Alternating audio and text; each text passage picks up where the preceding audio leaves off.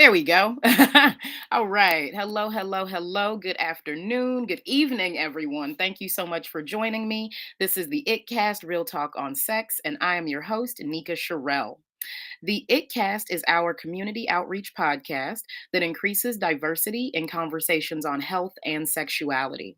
Through this work, we are creating a world where all people feel loved, honored, and respected. We have some events coming up this weekend. You can join us in San Francisco at the Wicked Grounds Cafe Annex for the San Francisco Fetish Flea Market. That is going to be from 11 a.m. to 5 p.m. on Saturday, April 15th. As always, you can also check out our weekly events, the Freedom Support Group, all online on Sundays from noon to 1 Pacific, and that is hosted by Ethology Collective in collaboration with us, the House of Sherelle. We also have our Sunday brunch weekly at Jolene's, amazing burlesque variety show, brunch, all the good stuff, y'all. I'm telling you, and a full bar. So go check it out. Enjoy your weekend, and let's go ahead and yeah, continue. So, if you want one on one coaching with me, feel free to book a free connection session. You can do that by visiting the link that's showing right there. Go ahead and utilize the QR code. And please ask us anything. Please post your comments in the chat, in the threads, however you want to do it. You can send them in advance. We want to hear from you and we want to know what matters and what you care about. So, get access to our bonus content on Patreon. You can do that by going to patreon.com/Nika Sherelle. And I think we might have there we go, QR code for that one too. So, check that out. Subscribe to this YouTube channel and share with your community. So, we are going to go ahead and dive in. This week's episode is Real Talk on what we believe about sex and aging. Today in the booth, we have Dr. Nicole Crawford. Dr. Nicole Crawford earned a bachelor's degree in gerontology, dual master's degrees in social work and public health with behavioral health focus, and a doctor of public health degree from the University of South Florida. Dr. Crawford is the owner of Keep Moving Forward Consulting. As a licensed clinical social worker, she walks with her clients on their therapeutic journeys, focused on the well being of adults, older adults, and care partners and caregivers, or people living with dementia. Dr. Crawford advocates against ageist beliefs and addresses the aging population's needs in her community through advocacy, educational presentations, individual consultations, and research. All right, Dr. Crawford, join us on the show. Hey! Hey! There you are. Oh my God. So beautiful today. Thank you. What's going on? How are you? I am amazing. Thank you. How are you? I'm good. It's Friday. That part. It's Friday night at It's that. Friday night, right? So all right, so let's go ahead and dive in. Go ahead and tell us, what do we believe about sex and aging? Well, first, I want to think about what do we believe about aging? Oh, wait a minute. I'm so sorry. I got to take you one step back. Okay. Can you tell us about yourself and why you're choosing to do this show? I got ahead of myself. Okay. Um, I, well, what about me? I've always been somebody who cared about people, and one of the reasons why, and cared for people, and one of the reasons why I went into aging studies was because I wanted the world when I got older to be different than what I saw it at the time. And the way we in America generally, not in some cultures, but just generally respond to and treat aging and our elders is not the ideal for me. And it's not the ideal that I would hope our future generations want for themselves and for their family members that are aging. So, like, community, making sure we take the wisdom. I grew up as the first grandchild on one side and the second grandchild on the other. So I spent a lot of time with my grandparents and all the older adults and being the only kid sitting in the room, hearing all the stories that I kind of wasn't supposed to hear, but where was I going? That part. That part. Oh my goodness. You just gave me a flashback. My grandmother and the adults in my family, whenever they wanted to curse, they would spell out the word real fast. We learned to spell real fast too. You said it. What are they saying? I want to know what they're saying. Okay, let me get these letters and then write it, like on my hand. Oh. So yeah, just wanting to honor the relationships that were always important to me. The matriarchs and the patriarchs in my family were super important to me, and they still are. But I'm moving in that direction. So, as the auntie now and all these other things, it's like, what can we do, and how do we think about how we age, and how do we think about, now that I'm at a certain age, it's like, well, what's my sex life going to be like when I get older? What are the things that I'm going to have to do, and how do my beliefs hinder me, or how do they help me move forward? Mhm. So yeah, that's how I wound up right here, like in this space, having friends who work in the industry, having friends who are in the space of sexuality while I'm in the space of gerontology, social work, and public health. It's like perfect merging of worlds, because people aren't talking about these things. At No, least not from my perspective. Like, it's not mainstream news, so somebody's got to have the conversation at some point. 100%. 100%. And as we've been talking about, there's so much that gets lost in the gaps. So as just like you, as I'm approaching different phases of sexuality in my life, like there are so many older people who aren't necessarily who I experience as just kind of becoming less sexualized. Like they just kind of stop. And I'm like, but wait a minute. I Right. don't, I don't want to stop. Right. Like, why do I have to? Because this is what society says about how my life is supposed to go. Mm-mm, not happening. Mm-mm. So you touched on some of what we believe about sex and aging, and I think I think that those are really, really major elements. You mentioned in your bio that you work with people with dementia. Mhm.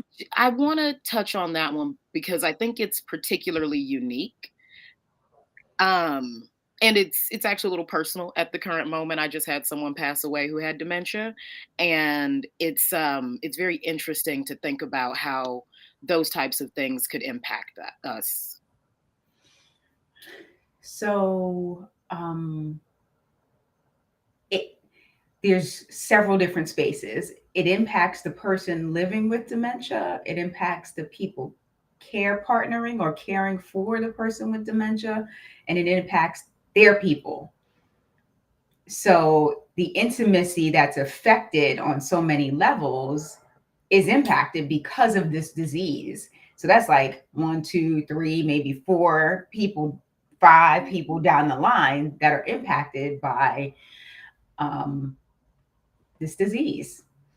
And so this disease process. And so one of just as somebody who's worked with people living with dementia and caregivers in my volunteer work and in my practice consulting with some caregivers, it's a it's a big deal, but it's not talked about. Because it's not like somebody loses their desire for intimacy. It's just that it's not able to happen the way they might want it to, or the way they're able to because of their cognition. Mm. And then if you have somebody living with dementia in your home, that might be interrupting your groove, Yeah, making you too tired to even have a groove. that part. And it's interesting too because in some cases with dementia, I have heard that as people start to decline, they actually become more sexual, or that's something that can happen. And it depends on the type of dementia, because dementia is the umbrella term. Then there's Alzheimer's disease, there's frontotemporal dementia, which affects your your executive functions, and there's Parkinson's dementia.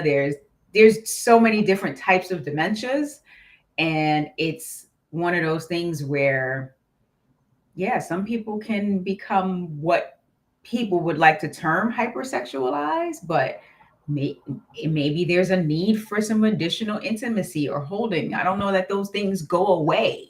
You know, Right. there's no way to really study that, but I don't know that those things go away. Right. Like we all have desires. Could you imagine not having them? Not even a little bit. And I feel like they get a little stronger the older I get. That part.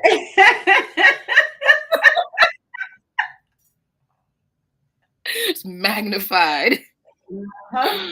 Oh, Uh-huh. so oh god, so let's talk about the perspectives then, because I think Oh, that's the major element of, I'm sitting here in my perspective, my idea is that that's going to go away, or that certain people shouldn't, or even I shouldn't.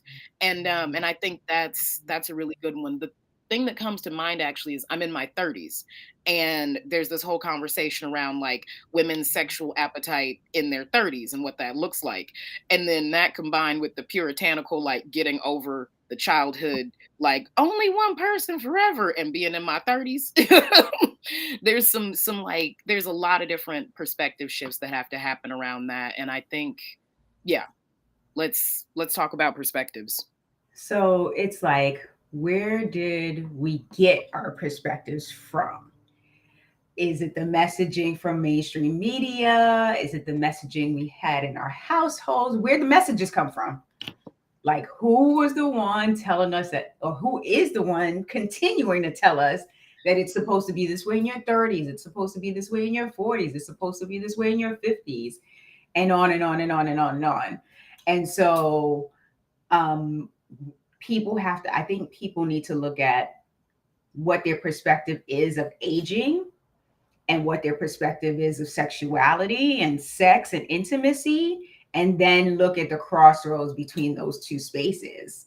Wow. Like, do you still want, do you think you might still want to have sex when you're 80? Well, if so, let's think about the fact that your body's going to change, your mind is going to change. Mhm. What changes do we need to make? Listen, I'm in my 40s. My knees don't work the same.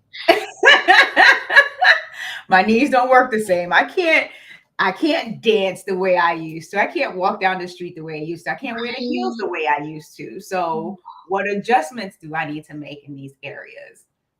And that's the kinds of things that we're wanting people to think about. You know, we think about, oh, my hair is getting gray. And Right. we, and we think about, oh, maybe I can't wear a 5-inch heel. Maybe I have to wear a wedge or something like that.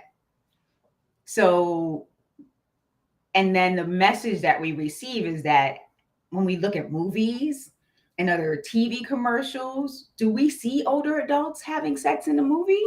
No. Do we see them having any?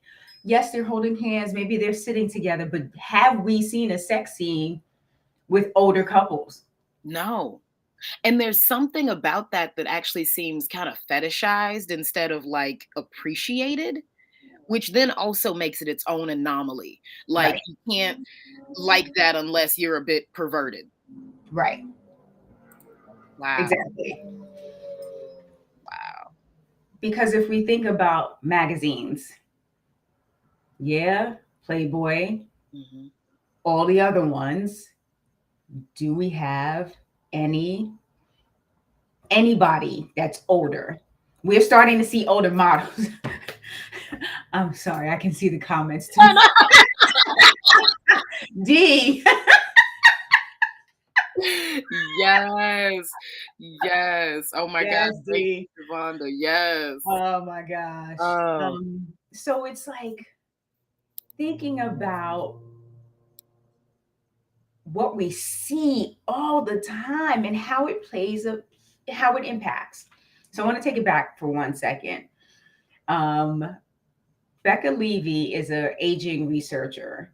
And one of the things that she talks about, and it just stood out so much for me when I started reading her book. Now I'm listening to it because reading time. She said our aging beliefs can add or subtract years from our lives. oh, Just our beliefs about aging. So if you tie that in to everything else that factors into how we live and how we age, think wow. about that. That makes so much sense though. And it's the way in which you can have two people who are the same age in numbers having completely different life experiences. Exactly. Wow. Yeah. Yeah, that's and I love what you said about your perspectives on sex as well as your perspectives on aging. And I got to throw in my knees are not happy either. I'm just side note. We have to talk about how to warn your partners about the ADA requirements of For sexuality. real, we're gonna talk about that, but we're gonna get back to that. But that's Right, facts. right. But the intersection of what you believe about sexuality, that's something that lives with you your whole life. You know, like whatever formative concepts and notions you got, and then whatever you're working through to either, you know, like in living those beliefs or shifting them. And that combined with the conversation on aging, I love that you put it that way because I'm like, wow, if I have shame around sexuality in general, I am really if I'm really going to have a problem as I age, as I develop, as my body changes.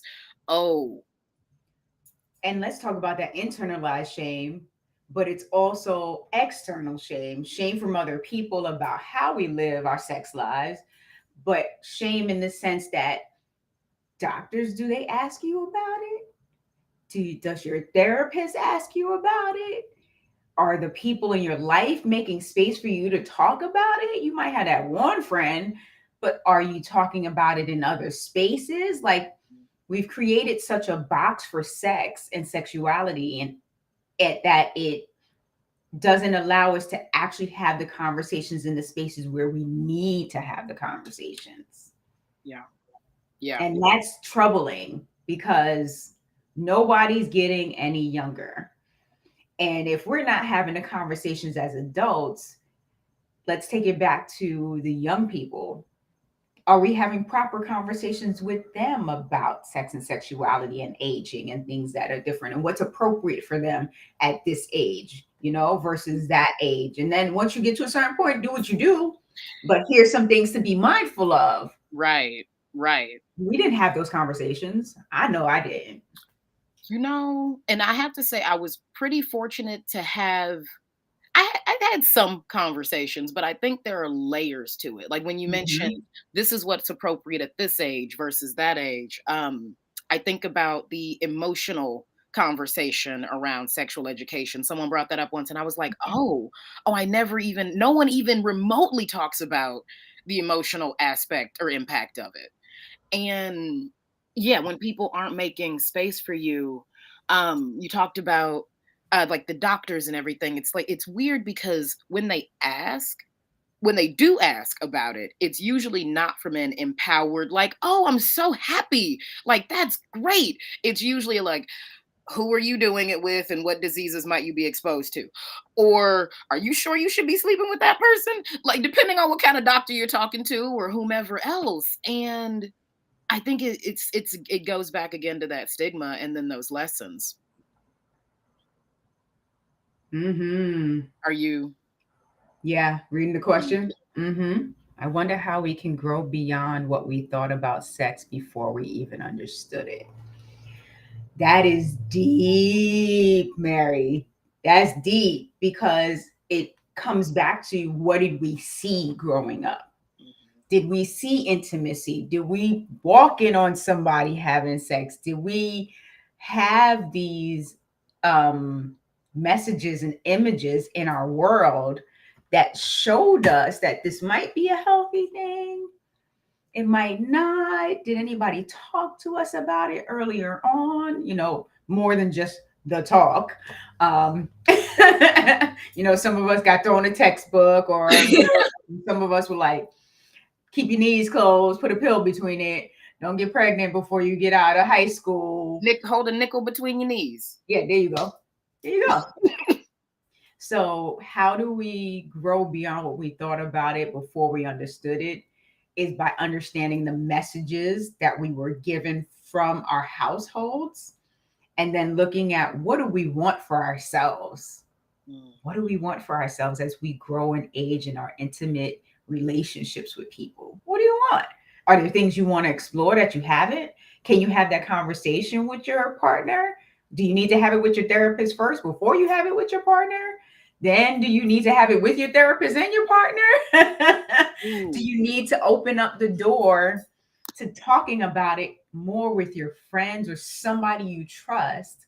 So that way you can talk about, what I saw growing up was like there was nothing good about it. There was no intimacy, there was no sex, there was no conversation. Or I saw my parents kissing all the time and it grossed me out. But now I might, in my own experience, now I understand the level of intimacy that they had. And I want to continue, I want to have that for myself. right. Right. It's about the examples that you receive. That makes a lot of sense. And there's so many layers too, because it's like, well, what's the intimacy that's happening between the adults in my life? And then what's actually happening for me in my growing up perception, because so much happens. And we already know, like, sexual trauma and molestation, all this stuff goes back as far as the eye can see. And I'll say even deeper because we didn't have these conversations. So now when we're talking about like what we thought about sex before we knew what it was, there's layers. I Mhm. mean, you got like a 12-layer shit cake there. Just saying.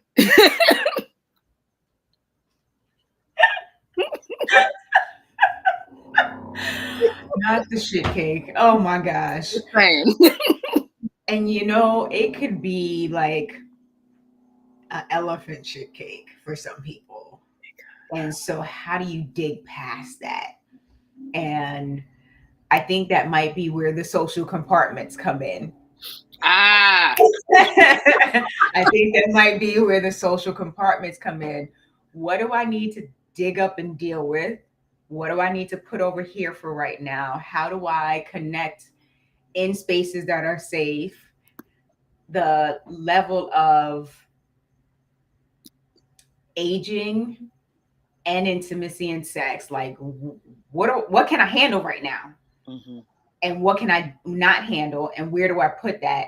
But in my social space over here, can I dig through this with some people? Like, do other people have my same background or something similar? Can I talk with them safely? So knowing who's safe to talk about what, because this ties back into other things like menopause and all these commercials about erectile Oh, dysfunction and other things that just keep pushing disorder in our faces versus pushing you're still living, you're healthy, in whatever way that looks for you, whether you might, you're differently abled or you have a chronic disease, that doesn't mean you can't have a healthy sex life as you age. right, right. Yeah, healthy and enjoyable. And I think that's a huge part of it. I love that you mentioned menopause and erectile dysfunction because they have a huge impact. And one of the best things I heard actually, so you do not have to have an erection to have an orgasm as a man. And I think that's one of the major things where yes, there's the elements of shame and all the other things that we put on men because you're not the virile 20-year-old that you once were, bucking stallion, whatever. Like, you're human and the body still grows, receives, enjoys pleasure. I actually learned that from someone who was paralyzed from the waist down. And so it's like, well, ask before you assume. Yeah. Right. And a lot of people assume that people can't have an enjoyable sex life because they are a certain way. You don't know. You don't know what people are doing behind closed doors. Maybe ask a question. You might learn a thing or two and help your own self out. Wait, this excites me. So, do you know that sex swings were actually made for ADA purposes? Did you tell me that? You might have told me that. No. I learned that from somebody else. Everybody out there listening, that whole bit. And so a lot of, and then that's just it. A lot of the furniture and equipment that's out there, if you use it or if you haven't gotten to the point where you need to use it yet, definitely be mindful of the aids and the equipment that they've come out with to make a difference here. One of the one of the workshops that I teach, you were a part of the pleasure negotiations and creating that sweet little workbook. Mhm. Mhm. um, so I know we talked about in my workshop like the physical needs, like what does your body actually need when having sex? And I remember I had shared about like sometimes it's hard for me to breathe. Well, also my knees. I think with the knees has been a very common and fun fact, you don't have to give up doggy style. Like let's just No. right. You Like have stability balls. right. Oh my god, liberator. That whole little triangle way.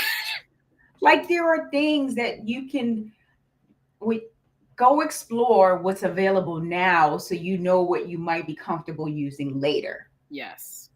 Like think about what you want now and how if you're able to still get that later. Stability ball.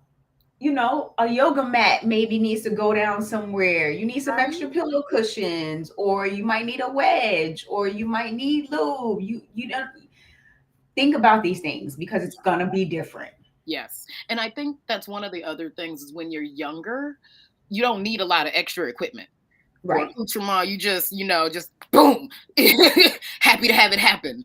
right. And then as you actually develop your own um, awareness of the self, sexual enjoyment, pleasure, different things come in. And so that's why we have the stimulating lubricants and the different types of toys and all of these, like literally aids to help with this arena of pleasure. And it's so important. Like it's important to our health. Yes. It's important to our mental health to have our desires met Mhm. because we're communicating what we need. Like, why would we do that kind of damage to ourselves if we don't have to? The world does enough to take us out of the space of sexuality as we age that we don't need to do it to ourselves. Mm-mm. Ooh. Um, so okay, I might be giving the men out there too much ammunition, but is it true that having regular ejaculation can help the prostate? That's what Oh, I've heard. I am not a doctor, but that is what I've heard. wait a I minute, there's mean, doctor in your title. listen, not that kind of doctor. I am not an MD. There is no medical knowledge being sold or told here. Please talk to your medical advisor about anything you hear tonight. Do not come at me saying Dr. Crawford said so. I am not an MD. Disclaimer made. Now, um, I don't know. I Okay. don't know. That's And you know what? I love it. Disclaimer, like perfect, because when you said you didn't know, I was like, okay, everybody, well, go to Dr. Google. WebMD has your info. And also, you're absolutely talk to your medical provider because there's a lot of myths, there's a lot of theories out there. So, no solid ammunition for you yet, men folk. But should you want to do your own research, something to think about. bring it up with the doctors. They don't want to bring it up because of all their own stuff. They're unpacking their own stuff. They got their own stuff. They're holding on to it. There's shame, there's stigma, there's all that stuff. They're Bring it up human. with them yourselves. Mhm. They're not going to really ask maybe in the way that needs to be asked, except in the sense if there's an injury or something like that, or it's time for your annual exam, something like that. Ask Right. them. Oh, and it's another thing too. In the medical field, there's not a lot of conversation around sexual health unless it relates specifically to reproduction. Like I had this we had our very first, it was Eat Right for Your Sex Life, and I had a nutritionist on, Mhm. and we talked a lot about how, like the different things that you can eat for all the other benefits and whatnot. But she also went really in depth about how it's very fertility focused. They want to know, like they only want to work with couples who are expecting, and if you're not having that kind of conversation, then it is, and all the conversations come from a place of dysfunction. like let's make sure it's working and let's fix it if it's broken. And it's like, well, what if it's not broken and we just want to Make sure it doesn't get broken. There we go. Or keep it the way, keep it functioning as best as it possibly can be functioning. Yes. Our medical model is an illness model versus a wellness model. We know this about that, but we have to do our own job to bring the wellness into the office. I don't want you to just see me when I want you to see me if I'm sick, but help me become well. So that way I don't got to see you as often. Help me be well. Help me understand my body enough. Do your own research. Know yourself. Spend time with yourself so you can understand what you believe about aging and bust some of those myths. It's easier to deconstruct if you know what you're deconstructing. If I say right now, and everybody that's out there, think about this, maybe put it in the chat. Nika, I'm gonna ask you to, I'm put you on the spot. That's why I'm here. Let's go. When I say older person, what are the first 5 things that come to your mind? Gray, fat, saggy titties, in pain, like arthritis comes to mind. And actually kind of sad and lonely. I know that was So, 6 words, but so do you see where those words, what kind of perspective those words were in? oh yeah. And, I'm going to take it to the kids for 1 second. They do this 100 days of school thing where they ask kids to dress up as if they were 100. How do you see where that's pushing ageist beliefs? And no, you're not dressing up like, you're not putting on a wig and anything like that. What did your great aunt who was 92 look like? What did she dress like? Right. Did she dress a certain kind of way? Maybe she wore, sneakers with a little bit more cushion, but she wore jeans and t-shirts. Right. So she didn't walk with a cane. So don't put these ageist beliefs into the kids' minds. So if that's the narrative and we're looking at it negatively, how can we move it the other way? Yeah. Wisdom. Somebody who's older has been through some things. Wisdom. Mm-hmm. We can look at it from a sense of power. There's empowerment in having and being older. Mm-hmm. I will say, if you had said elder, I would have said all those other positive things you said. So it's words. It's semantic, and it's a very different thing because what you said is very real. Like that is what shot into my awareness. And you're right, it's promoting ageist beliefs. It's making a satire of of a human process, and we're all going to be old one day if we're lucky. Let's say if we're lucky, we're all going to age if we're lucky. And there are more older adults than there are children in the United States right now. There are more older adults than there are children in the United States right now. That makes so much sense. That makes so much sense.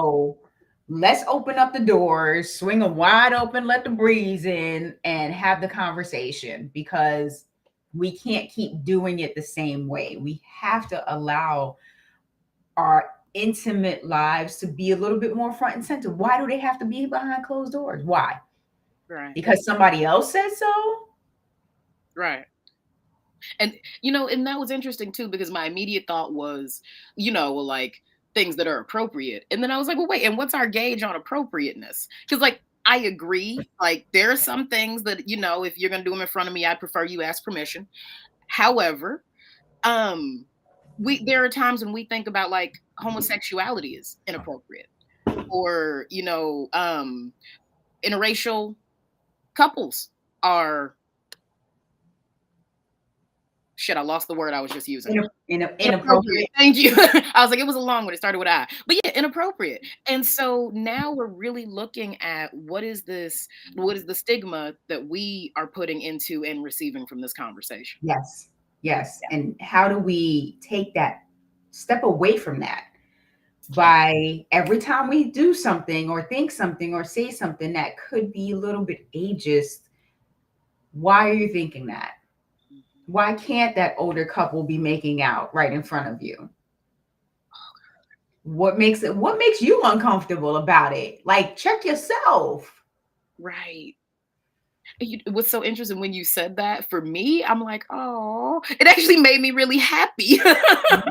But again, the way it's depicted is it's only Right. there if it's pornographic, and Or it's cute. Please don't call our elders cute. That's not okay. Don't do it. Don't do it. Mm-hmm. I had to. I had to. respect. And I love that you said that because we have a real intense way of infantilizing adults and people who have disabilities. Like it's so easy to just write them off, create that they're not important, they don't have a say or whatever it is that we're putting out there. But like you said, like cute, that is actually in a lot of cases pretty demeaning, you know? And you don't hear the condescension until you hear the condescension. Right. Right. Tune your ears in to your own speech and thoughts so you can change your own narrative and hereby change somebody else's narrative. Because if you don't listen to people talk to you that way, they're going to be like, well, what? What do you mean? And open the door one step at a time. Mhm. Our sex lives and our intimate lives deserve to have more space. I'm not saying go tell all your people about what you do behind your doors or in your living room, wherever you do it at. You don't have to give everybody all the details. Um, but you do have to allow yourselves to talk about it more than you do. Yeah, Mhm. yeah, that's powerful. What got me in you saying that is talking about it like we've been saying, it can stir up so much, and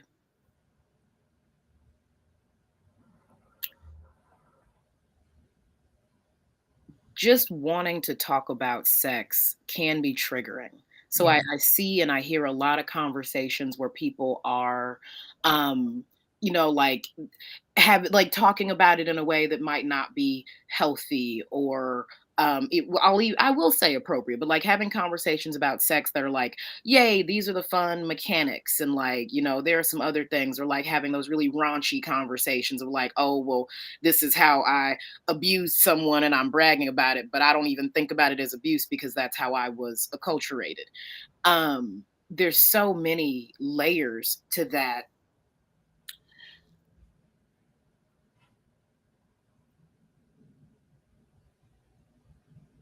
Um,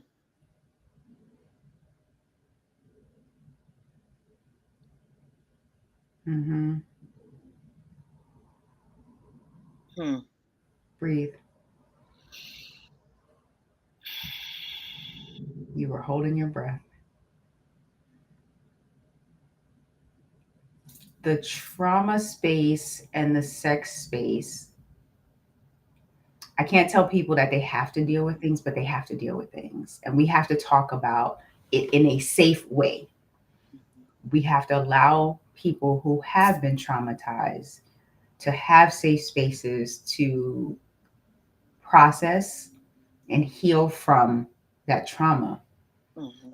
And so that way they can age with their sex and their sexuality and intimacy in a way that's healthy for them and Mhm. not repeat patterns that may have been part of their life.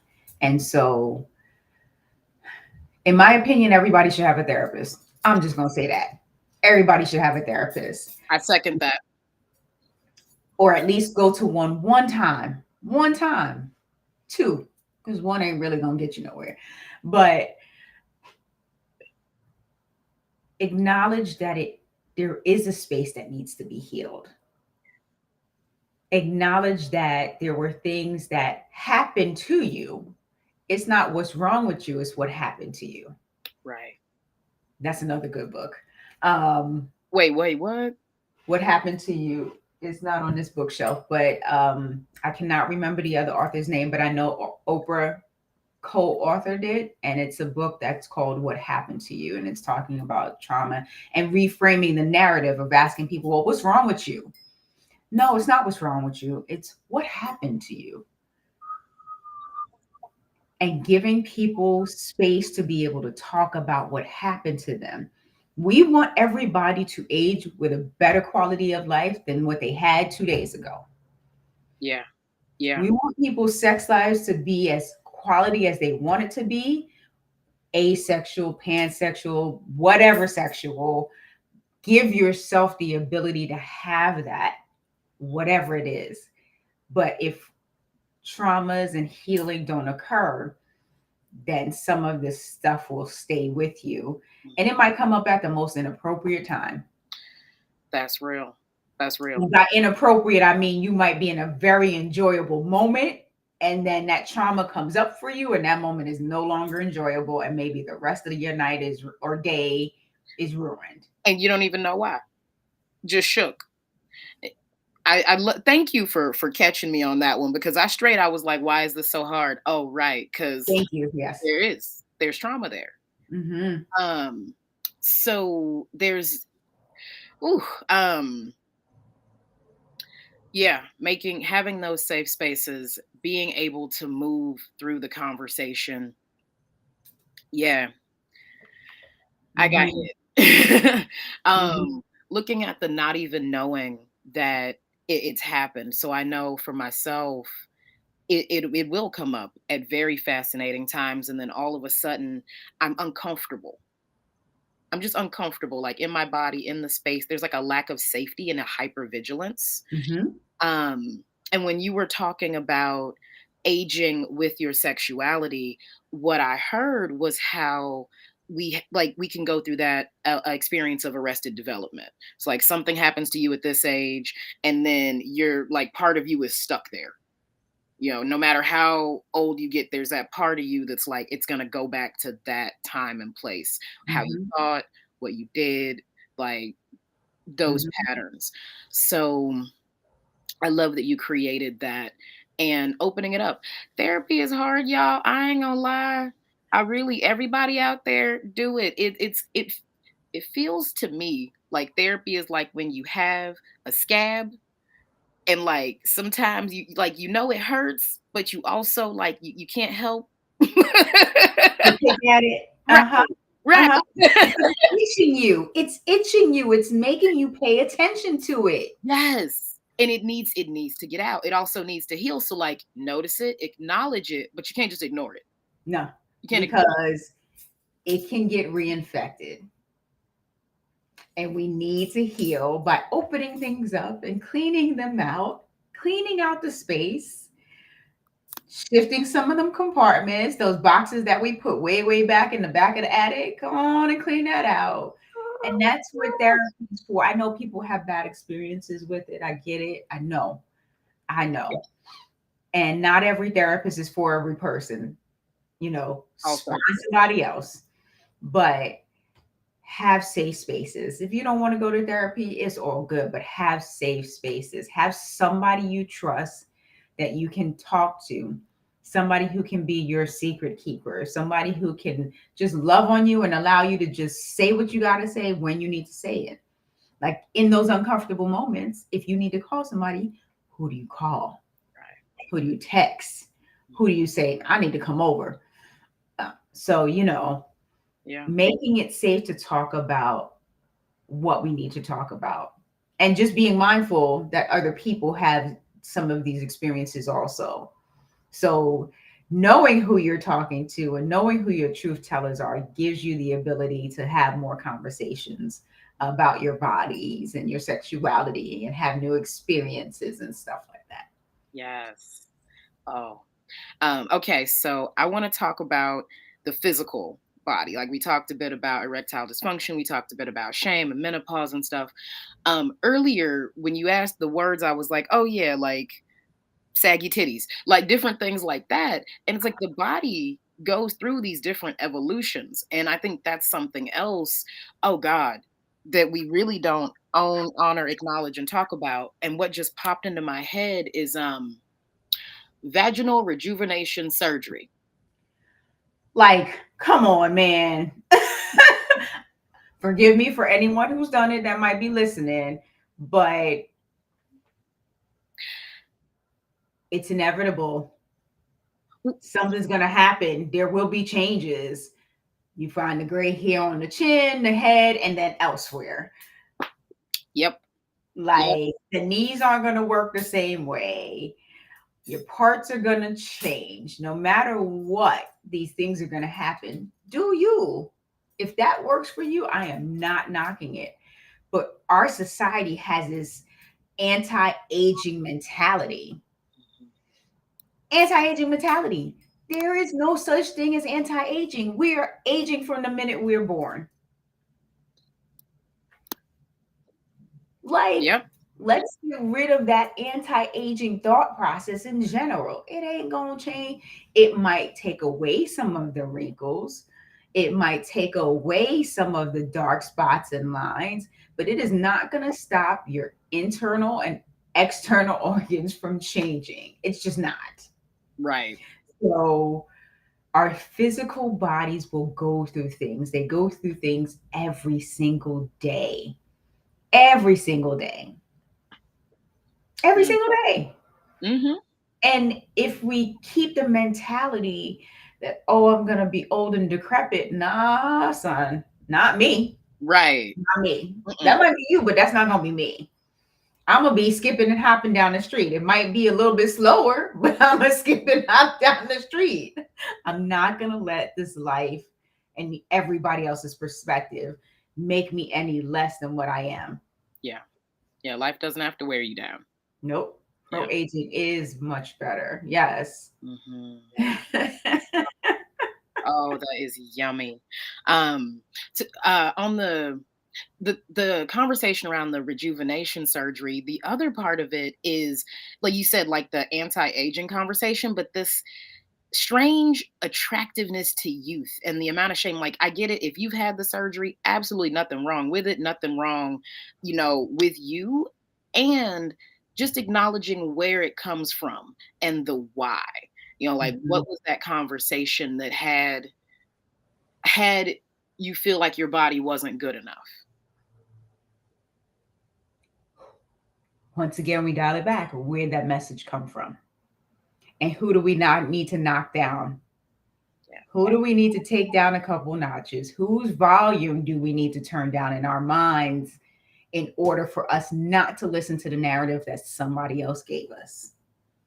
Yeah. Yeah. Because if you do what you do for you, don't do what you do for somebody else or because society suggests that you should do it. Stand in the mirror, love on your body. If you can do that, heal yourself in whatever ways are possible for you, but don't let the anti-aging mentality suck you in. We need to be pro-aging.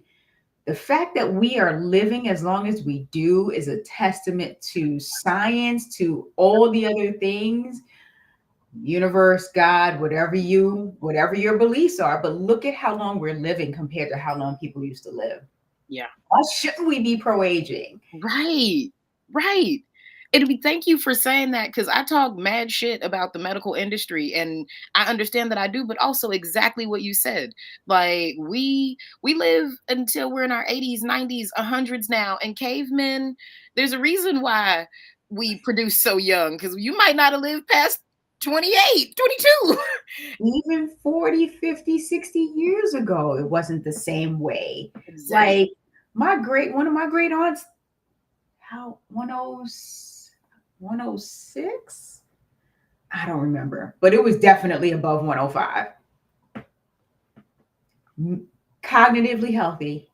It was Yes. physical stuff that took her out. Yes. So, like, think about the fact that you may not want to live that long because of all the things you get to see and all the losses you experience, but we are aging and we're staying alive longer. So let's enjoy it. Let's enjoy. Yes. Yes. Okay. Please tell us more about your work, how we can find you, what you're up to. Okay, so Keep Moving Forward Consulting is a virtual consulting and private practice. I have been a licensed clinical social worker for about 10 years now, doing direct therapy with adults only. Um, so I can be found at KMF underscore consulting on Instagram. My LinkedIn is somewhere in there. If you Google Dr. Nicole O. Crawford, I'm somewhere, or just Nicole O. Crawford, I'm somewhere out there. Um, I am on, where else? My office phone number is 813-922-5289. You can call me there, leave a message, I'll get back to you. Email is kmfconsults@gmail.com. I love what I do. I love working with other people to help them on their journey, not help, walk with them on their journey. I am an assistant, I'm a guide, because of my experience. And, I try to walk it like I talk it. That's my jam. Walk it like I talk Right. it. Like I talk it.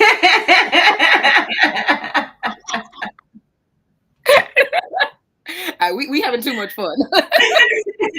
And so that's where you can find me. My info is in the chat now. I'm super, reach out. Even if I'm not the person for you, you want to ask a question, maybe I can point you in the right direction.